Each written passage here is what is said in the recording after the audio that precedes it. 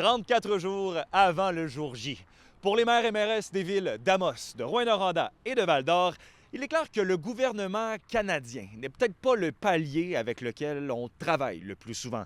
Reste que les besoins augmentent et s'aggravent. Pour les représentants des municipalités à qui j'ai parlé aujourd'hui, il est clair que le travail avec le gouvernement canadien sera appelé à augmenter dans les prochaines années et, on l'espère, à se simplifier. Qu'est-ce qui est important pour nous dans le monde municipal, c'est vraiment que le monde fédéral soit le plus décentralisé possible.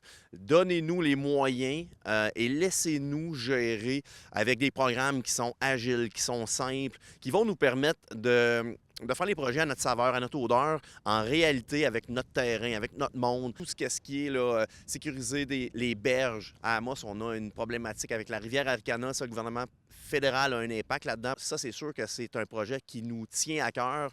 La crise du logement est d'ailleurs revenue à chaque conversation. C'est sûr que en matière de logement, ça serait le fun que le gouvernement fédéral soit beaucoup plus agile et qu'il délie les bourses, là.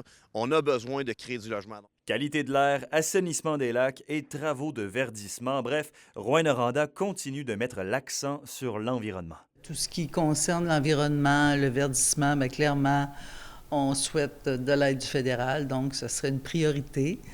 La place des aînés dans la société préoccupe aussi la mairesse Dallaire. Il y a eu ce sondage auprès des personnes âgées. Monsieur Lemire, notre député, en faisait l'annonce l'autre jour. Bien, on a hâte d'entendre aussi ce qui va être fait, ce qui est promis aux personnes âgées pour améliorer leur situation et répondre à leurs préoccupations qui ont été nommées dans ce sondage.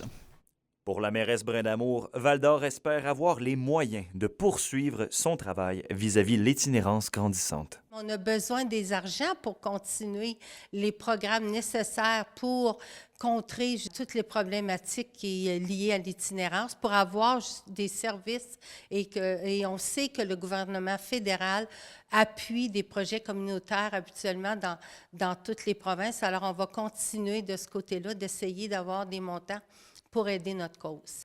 Alexandre Cabana pour RNC Nouvelles.